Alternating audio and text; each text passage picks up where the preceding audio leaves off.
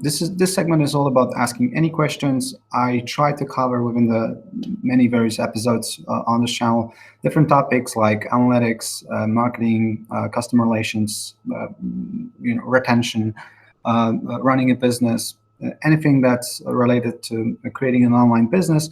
But it's all about the conversation. It's all about giving you guys a voice and giving you an opportunity to ask any questions that you feel like I missed somewhere along the way. So I asked for questions for you guys to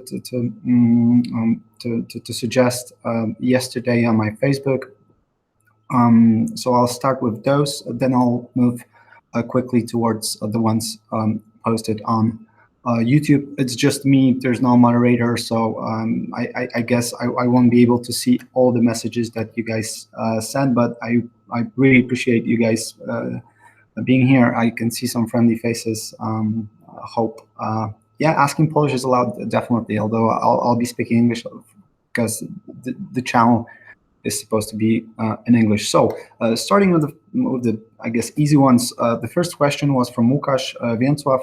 It's about how do we analyze UX? How do we track users on our website? The answer is we track UX mostly with tools like Hotjar, Heap Analytics. We're also testing tools like Full Story, cux.io, which is a Polish cool product for tracking users on your website.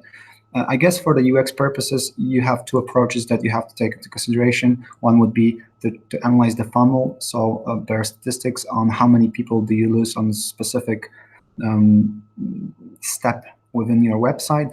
The second approach would be less about numbers and more about just seeing your customers live. And for this reason, I prefer Hotjar that records sessions and allows us to just watch how users actually interact with the website, and this is actually eye-opening. We did several sessions like this where most of the product team sit down in front of the large screen, and we just played sessions from random users, and this is so much knowledge, and we can learn so much from watching such sessions that I can highly recommend this to any company.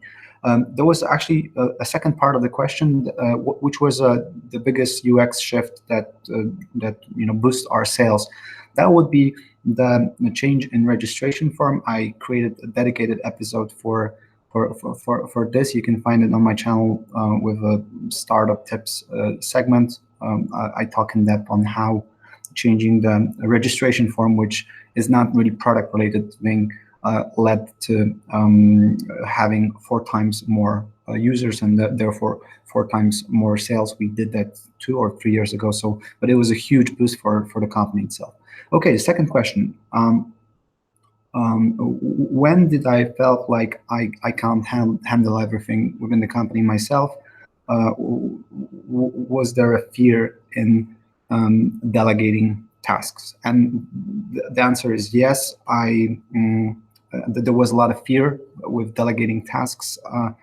Myself and my co-founders, we always were pretty much down to earth. I mean, we coded the first version of the product ourselves. I was the only designer within the company for the first 3 years.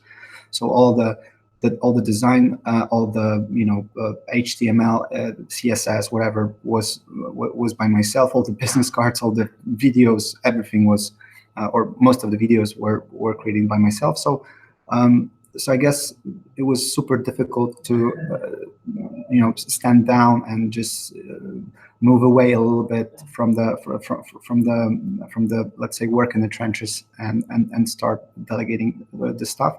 And I had the huge difficulty with this, but I think that you have to give people a chance. For a lot of cases, the first execution of the task that once was mine, and now I delegated this towards any other team member. The first execution was most often poor. The second execution was the second try was okay. The third try was good, and the fourth try, oftentimes our team members did the task better than I could ever did. So I guess there's a huge value here in just giving it a try. There's it almost never happens that within the first iteration people will outperform your let's say skills within this specific area, but yeah, you have to give them a chance, and another and another, and then after a while it's definitely worth it, because we would never be here if this wasn't for like over 60 people now creating this company and pushing stuff. So the next question, can we grow, or how much can we grow as a company, and how much can we grow while keeping the, let's say, the startup kind of a culture? I guess that is a question. And where do I see myself in 5 years? Well, in 5 years, I see myself at Brand24, being hopefully a global leader in this space, until we start to calculate the customers with tens of thousands rather than thousands like we do now. I don't see myself going anywhere. I don't have any savings. I don't have any other shares in other companies, any other projects. My focus is fully devoted towards Brand24, because, as I said many times, this is probably the only opportunity for us to become or to build something meaningful, to build something really big, and to join this elite SaaS group, software as a service businesses that are that have tens of thousands or hundreds of thousands of customers rather than just thousands. As for how much can we grow, I mean, probably it's not difficult to see us going to 10 times what we have now. One of the benchmarks, or actually the closest benchmark for us is Livechat, which is a friendly company from Wrocław, and they're 10 times bigger with a little more staff. So they have probably 20 more, 30 more people, but they are 10 times bigger, have 10 times more customers. And this pretty much shows that within the software as a service, so within the subscription-based business model, you can actually go a long way by being a startup or keeping this startup culture, because we will never be a company over 100 people, because there's only so many people we can have within the company. There's, at some point we'll just say we don't need more people unless there's every 1,000 customer or every few thousand customers we would have to add additional server or add additional customer success representative. But otherwise, I don't believe that we will ever be like this corporation that has hundreds of people on board. So yeah, that's the answer, and we'll always keep doing stupid shit. I guess people thought that once we did the IPO, once we entered the stock exchange, we would become this boring company or corporate that's more about that. The jokes are put aside, but I feel like being a stock exchange company, being a public company, makes it so much more fun to do stupid shit, right? Because there's just we're less supposed to do it than the startups. It's pretty much okay. Everybody expects startups to do some silly stuff, but for public companies, not so much. And hopefully this will even boost our let's say the good exposure that all the viral videos, all the jokes do. Is there the people are asking what's my favorite kebab? Obviously, because there's no way I can ever talk business without mentioning a kebab or my preferences. Another question: why there's no more videos from welcoming a first client? Actually, this is ongoing process. This is like every customer that purchased the product, instead of showing them a boring thank page, we show them the personalized video that we generate on the flight with using their data. So every new customer feels like the video is generated for them like in a dedicated manner. So we actually show this to every new customer, show the video to every new customer. But I guess you might be asking about some new videos. In general, we have some plans for this. I have to admit that we weren't very creative for a while in terms of let's say the viral videos segment, but we vow to make it better. We already have some screenplays for the new videos. Hopefully, somewhere along this year or early next year, we'll have a 3,000 customer we'll hit the 3,000 customer benchmark. So that would be a perfect occasion for us to record a video. Let me jump for a moment to one of the questions that really took my attention, and I guess this was a question: what motivates me to wake up every day? What do I do whenever I feel like my form or my I'm not in the zone, if you will, for running a company. How do I motivate myself back? And there are several answers. I think it's good to visit a conference that's dedicated towards your industry every now and then, because it's a huge motivation just to be next to those people, just to talk to other people who have similar problems, have similar challenges. I'm also watching any podcast or YouTube or a keynote that's specifically related to my business really drives me to create and to manage the company. Moreover, I noticed that the biographies, the cool biographies, like Elon Musk's biography by Ashley Vance, or obviously Steve Jobs' biography, they also work pretty well for as a motivator, as an energy booster, as a driver to just push things forward and be better. So that would be the thing. But to be honest, I feel like if your job is really your hobby, because I would be doing the same thing if even if I had like millions of slots or dollars on my bank account, I would still do exactly the same. So maybe I would drive a better car or something, but or dress a little bit better, or I would work on those gray beard or gray hair, which is starting to pop. But otherwise, I would still do the same. So I feel like if your work is also your hobby, it's hard to get down. It's hard to be demotivated at some point. There are obviously challenges, but I would say the challenges make it better. I would say the challenges is why this game, because it's also a game. It's much sweeter or better sometimes than any other. So yeah. So hope that helps. Maybe that's pretty generic. It's less practical tips, but yeah, I would recommend keynotes from really cool. Like there are several keynotes like David Heinemeier Hansen from Startup School 2008. Still very much alive keynote. The second one I would recommend would be Gary Vaynerchuk keynote from Web Expo, also 2008, I believe, or 2007.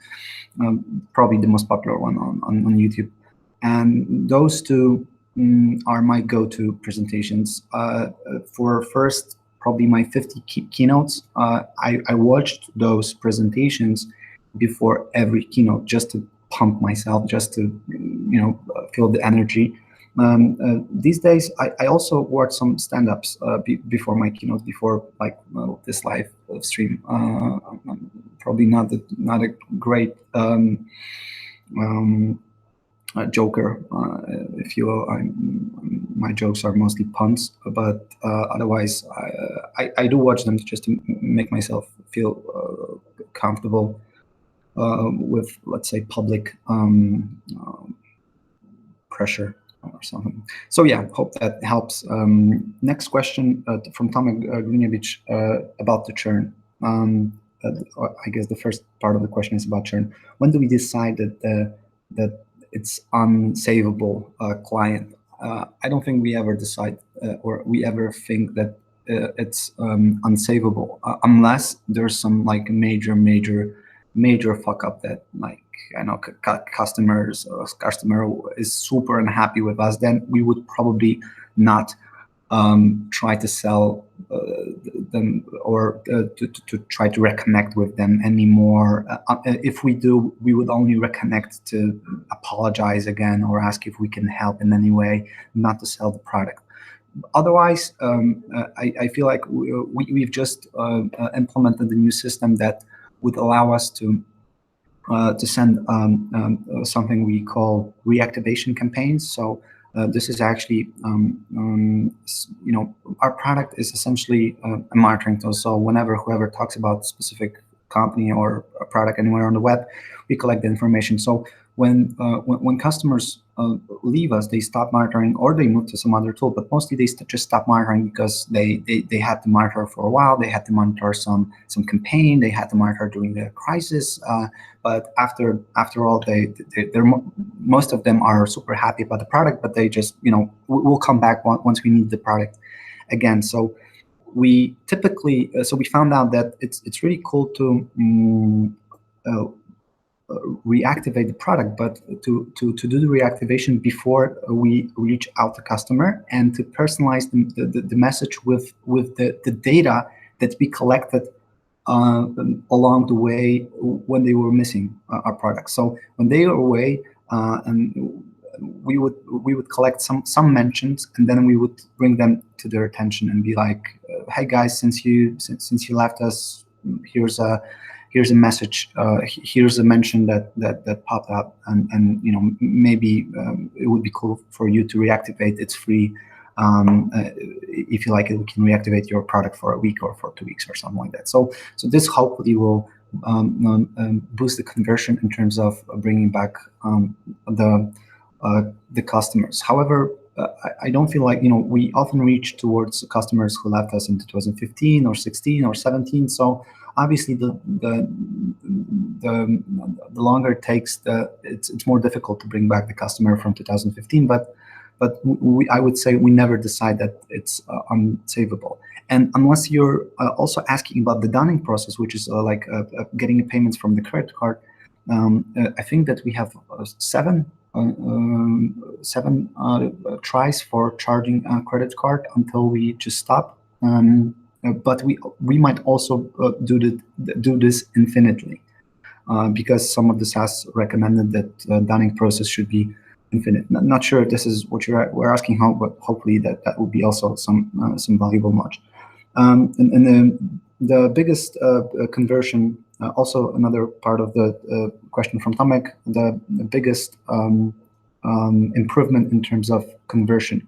Again, this was our change in the sign-up process. I mentioned this already. Probably the second biggest shift would be optimizing the payment form and moving towards a US-based company that allows you to just process payments with far less data. So if you're trying to run a payment through most of the Polish companies, you have to provide additional details like zip codes, address, whatever. For the US-based company, you could only need the credit card number, expiration date, and CVV, which makes it much easier for customers to actually pay. However, it depends on your product, because sometimes your product is, let's say, your onboarding. Sometimes payment is just a formality, and to be honest, it should be a formality. It shouldn't be the reason for customers to leave the product. If they leave you at the payment form, it's probably not necessarily payment form's fault. It's probably because your onboarding sucks in a way, and for some reason people didn't really got your product, get your product. They didn't get to what's called aha moment, which is a moment when potential customer really realizes that this is something that they need. And the third part, the culture of iterations. How many times we test, how many times we fixed a key. components. It's ongoing. I'm afraid what sucks about running a media monitoring tool is that it's not our own ecosystem in a way. So you actually have to constantly work on keeping the product running. So it's not as cool as, again, LiveChat that create their own ecosystem. We have to keep the crawlers running. We have to keep collecting the data. So that's problematic, and that makes a lot of our IT resources devoted to just keeping the system alive rather than working on the new features. But luckily, we were able to pick up the additional funding as a pre-IPO round that happened last November, and we almost doubled our IT team. So now we're churning out new features faster than ever. We've just launched a new widget that allows customers to embed testimonials on the website. Some new cool features like geolocation and some advanced analytics are coming up. So again, it's pretty exciting. Let me switch back to YouTube questions for a moment. Well, there's a lot of discussion actually, which I really appreciate. How would you approach to motivate people in your organization to create video content like this similar? It's funny because they've actually created way better content than I ever did, just without me even knowing.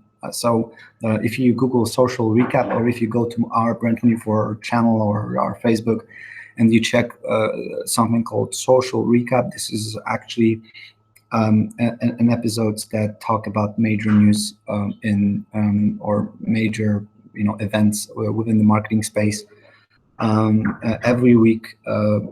Super like quality content, perfect.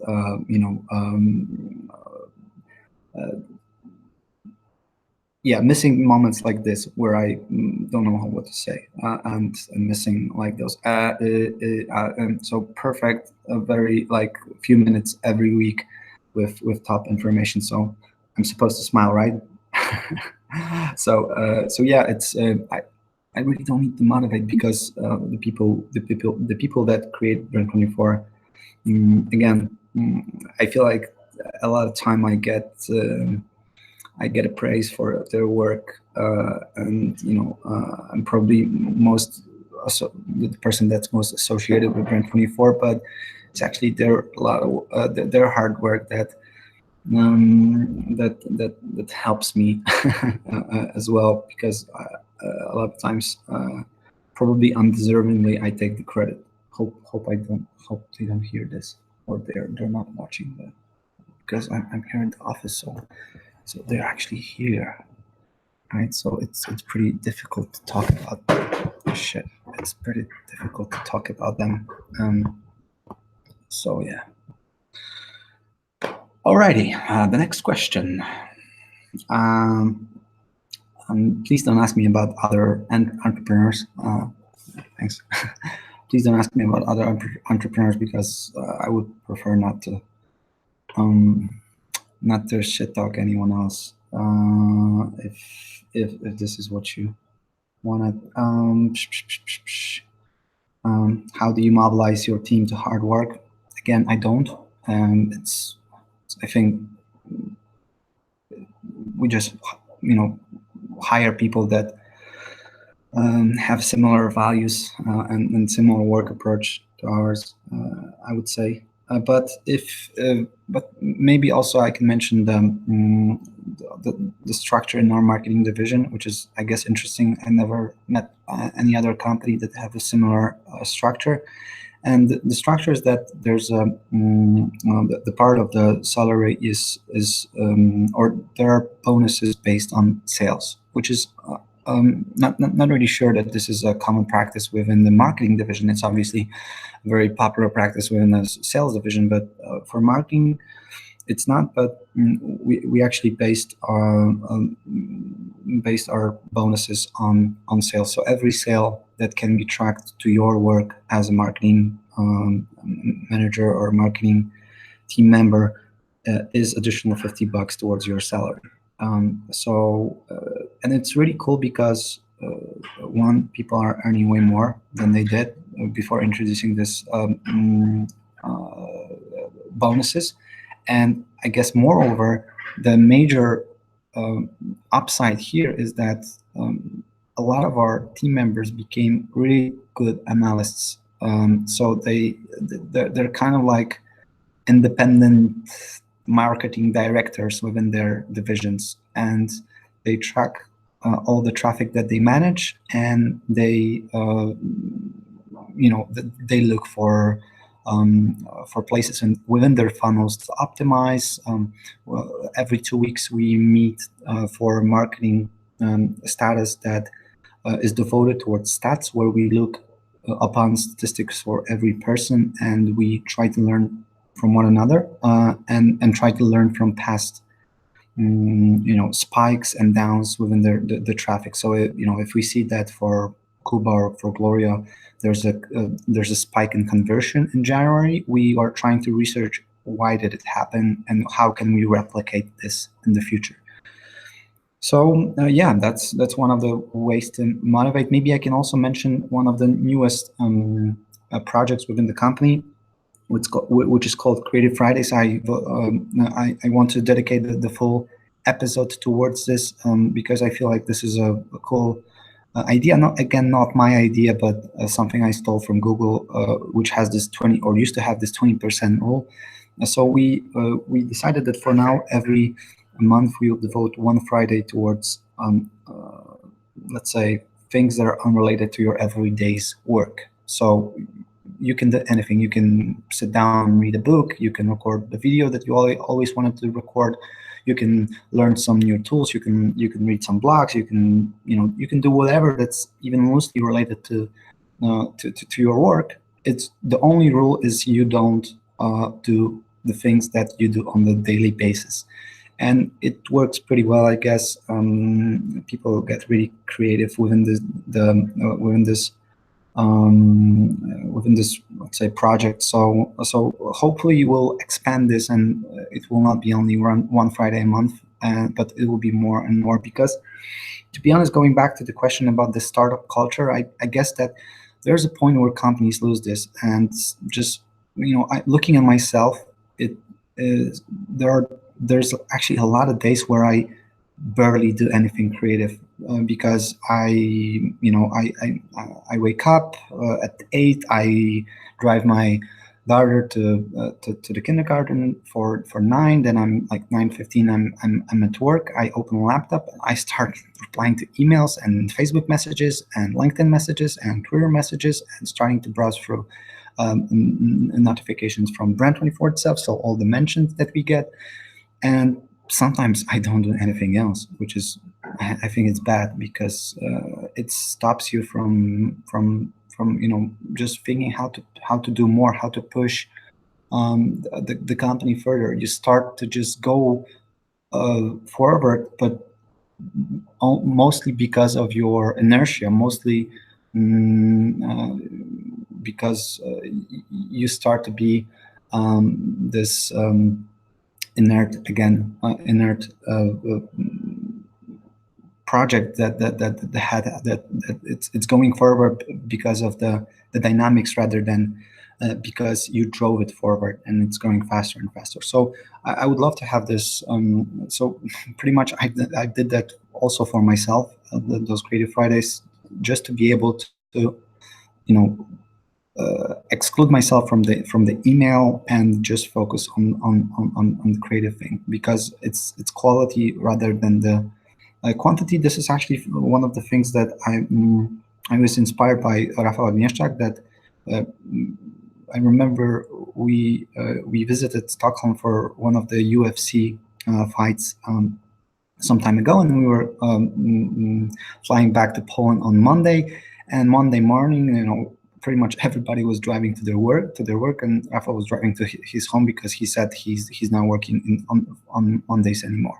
And he said that, not sure if this is, if I quote him perfectly, but he said that every 5 years or so, he's removing one day from his work week. just to be sure that the rest is quality and he's not working just for the sake of work. So that's probably something that we want to somehow replicate within those Creative Fridays. Okie doke. What's next question? Let me go back to Facebook questions for a moment now. I saw that there's some people asking more question. 82 viewers. Really cool. Especially on Friday. I guess you guys are still doing some latest shopping before Easter. So I haven't seen the automated bartender project from Poland yet. It's called Barmix, right? Cool. I would love to see it. Although I'm not a heavy drinker, so I'm not sure if this is something for me, but yeah.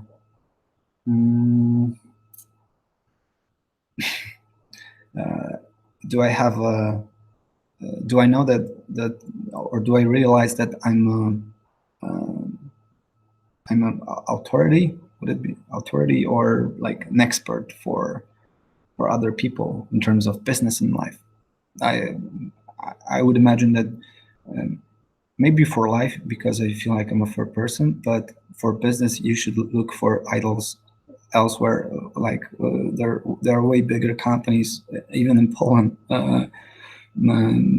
doing much better work, much more revenue, much whatever than we do. So so yeah. So if I had any idols, if I were you, if I would be looking for idols, I would look for absolutely the best of the best. So in terms of business, I would say like Apple folks, Jeff Bezos, Elon Musk, maybe, yeah. But those are probably not cool people in terms of the other part. So life, because from at least from what I've read, Elon Musk is not the coolest guy in terms of let's say the family issues. Yeah. What's next? A lot of things about motivation, which I think I covered at some point. I think there were on my Facebook there were questions about churn, which were more in depth, and Amelia here is laughing because she can hear me talking about churn, which is her thing, I would say. Let me find that.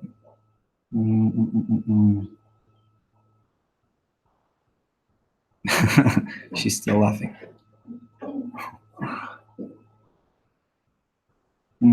There's there's more philosophical question. What are the three most important moves that you've done in your life? It's difficult, but I would say that meeting my co-founders was one of the best things that happened to me. Most important thing, and probably the most difficult thing when launching a business, having a business partners that you can trust, like with anything, and also that in a way complete you, because it sounds very romantic. I guess that Piotr is completing me, and he's away, so he's not listening. But yeah, I mean, it's not only about finding people that are like similar to you and have similar, perspective towards life, which I think Piotr has. He's the most fair. Thanks, guys. He's the most fair person I know. So I would trust him with anything.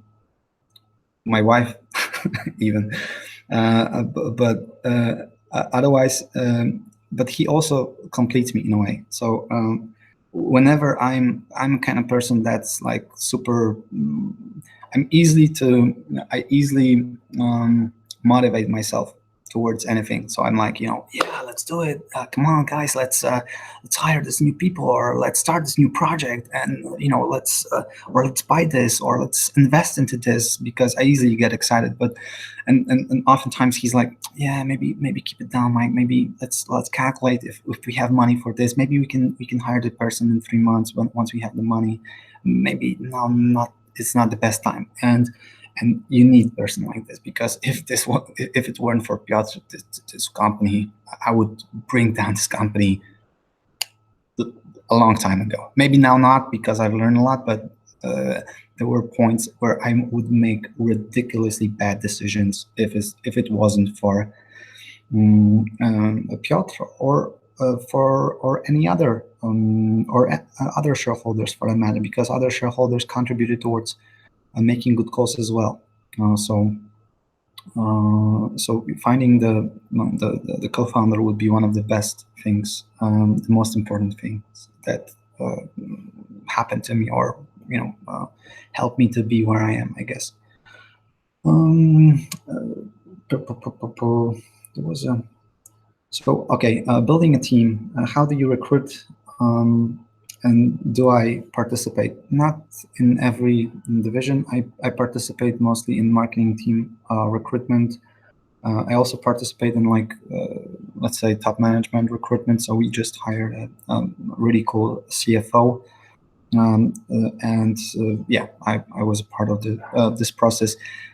To be honest, we don't have any HR dedicated person. We don't devote a lot of time towards HR. We had some help from agencies in terms of programmers, but for the marketing team, customer success team, we mostly based on our own channels. So we don't even put the announcements on, or mostly we don't put announcements on the popular job sites.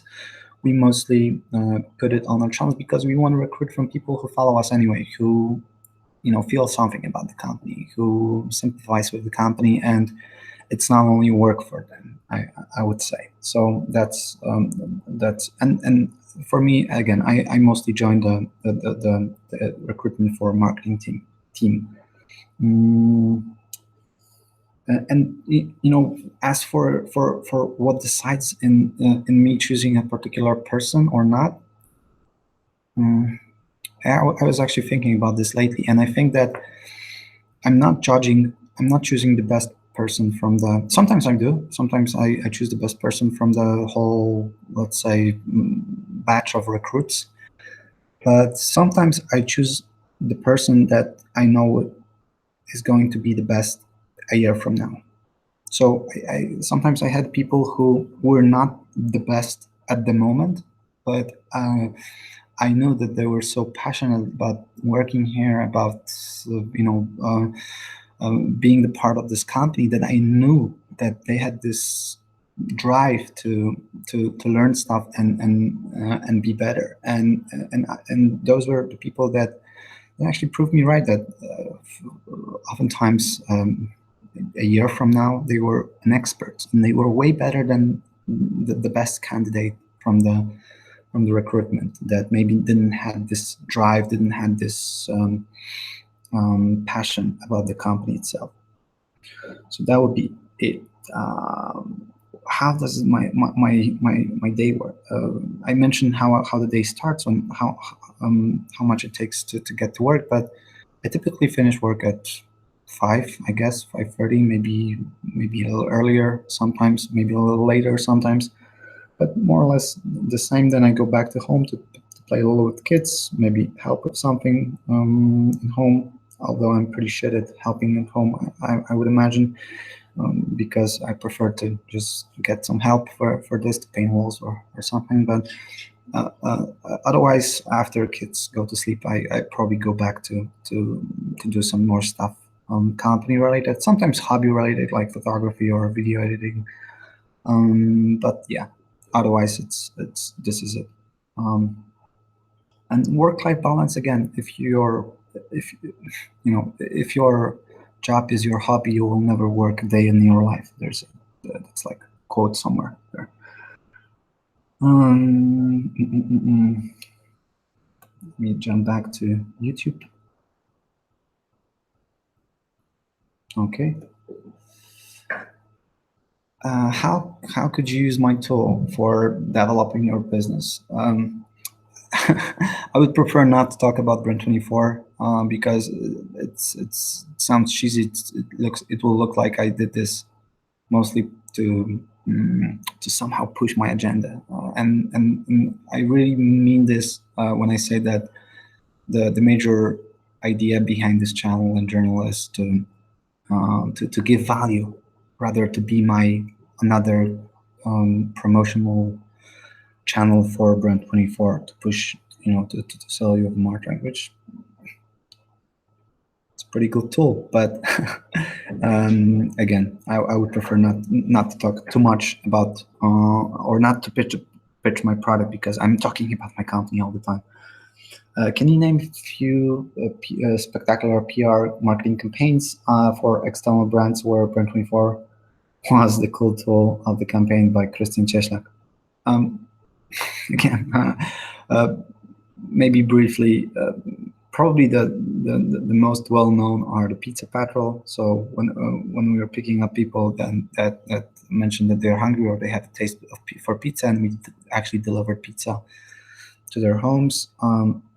We had a really cool cooperation with White House some time ago, which was really cool and pretty much game-changing for us in terms of the, let's say, perception and belief in our own product, because we actually started to believe then that you can be based fully in Poland and have customers from all over the world.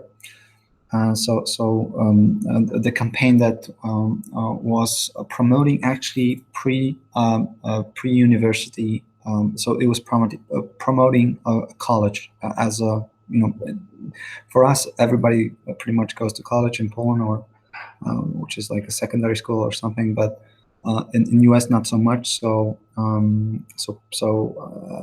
guess there was a campaign to promote it, and we helped with this, and we're pretty proud about this. Maybe not Brand24 itself, but you can see more and more use cases for cool application for data that can be collected by media monitoring. You had this Snickers campaign that was it was called Hungeridm, which is like a hunger algorithm, and they based so they were monitoring the web for words that are related to being angry or being happy. So whenever internet was to simplify this, whenever internet was happy, or whenever data showed that internet in general is sad, they would decrease and increase price of the Snickers bar at 7-Eleven, which was really cool in my opinion. So yeah, and you can see more and more usage for the data. A few years back, you could see a project called Casimil by SSP, which is largest pharmaceutical company in Japan, that monitored the web, and whenever they saw, so they created like the epidemiological map of Japan, and they showed the sickness whenever they happened in particular, let's say, districts. So if there was more, let's say, conversation about specific sicknesses or symptoms for specific sicknesses on Twitter or any other social within a specific region, they would put it on the map, and actually they would send more posts towards this region. So yeah. What's next?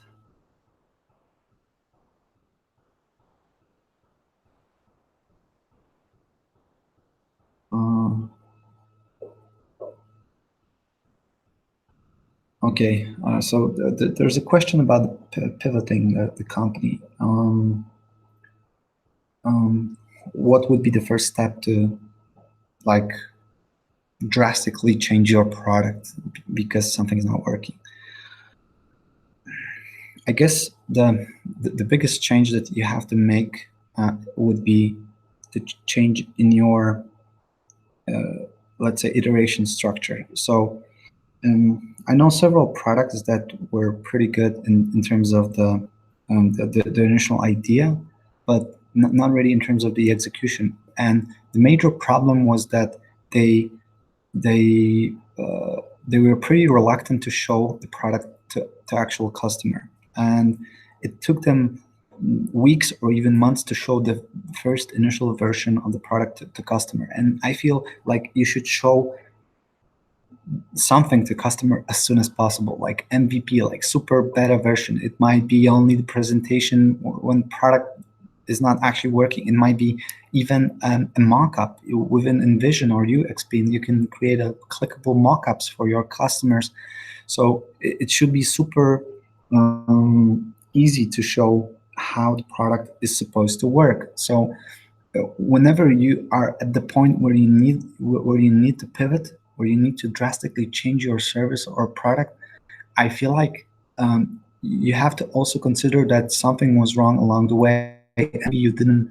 Maybe you were too reluctant to show the product to customer in the first place, and so those might be slight changes. Brand24 today is not the product that it was in 2011, and it's definitely not the product that it was in 2010, because we started to work on this in 2010. We showed let's say the first alpha version with a lot of bugs, with a lot of fuck ups to some super friendly people at the early 2011, and it changed a lot since then. So it was all about showing your product as soon as possible. And I just can't stretch it enough, because I meet a lot of people that are super good teams, super cool people, great ideas, but they just are, again, reluctant to show the product to the actual customer. They're never happy about the execution. They are always thinking that, oh, I need this one more feature to show this to customer, because without this feature the product feels incomplete, and something that's not really the case. That shouldn't be the case. So I would recommend changing in the way you interact with customers and just show the product more often. And because maybe that's the reason why you need the pivot in the first place. Not sure if this is any helpful, but all right. Any other questions?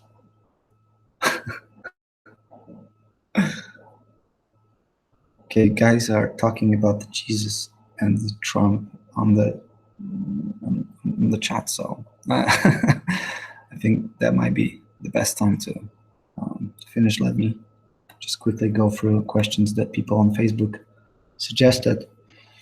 One more question. If Liverpool FC, which is a football club I support, comes to Brand24 and wants to purchase Max Plan, do I treat them differently? Hell yeah. I'll drive to Anfield myself and hopefully ask them for some tickets or something. So that would be different in terms of working with them. But in terms of different offer or something, I would say not really. It's not my company. It's not only my company, I would say. So even if there are brands that I really like, I have to be professional and fair towards all the other customers, even though it might sound like being like something I'm supposed to say, but this is true. So yeah, I think that's it. So guys, thank you so much.